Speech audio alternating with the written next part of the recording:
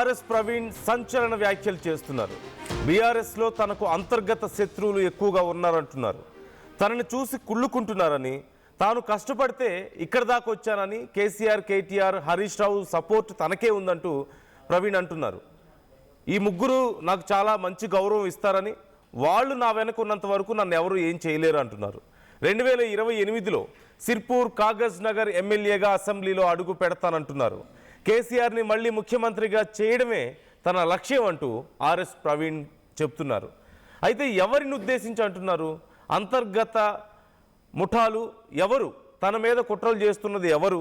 ఎవరిని ఉద్దేశించి ఈ వ్యాఖ్యలు చేస్తున్నారు? ఇప్పుడు ఇదే పెద్ద చర్చగా మారింది.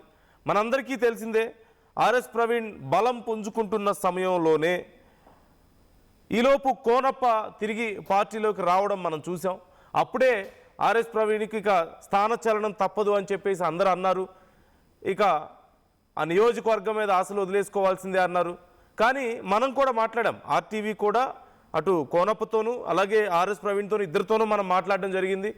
అప్పుడు ఆర్ఎస్ ప్రవీణ్ చాలా క్లియర్గా చెప్తున్నారు, ఏదైనా పార్టీ చూసుకుంటుంది అని చెప్తూనే నియోజకవర్గ ప్రజలు మాత్రం నన్ను కడుపులో పెట్టుకుంటారు, నేను వాళ్ళ కోసం కష్టపడతాను, శాయశక్తిలో కృషి చేస్తాను, నియోజకవర్గాన్ని మాత్రం వదలని చెప్తున్నారు. అంటే ఇట్స్ వెరీ క్లియర్. నియోజకవర్గం విషయంలో వీరిద్దరి మధ్యలో అటు కోనప్పకి స్థానికంగా మంచి బలం ఉంది, మరోవైపు ఆయన పార్టీలో లేనప్పుడు ఆర్ఎస్ ప్రవీణ్ అక్కడికి వచ్చారు, అక్కడ కష్టపడ్డారు, ఆయన పని చేస్తున్నారు.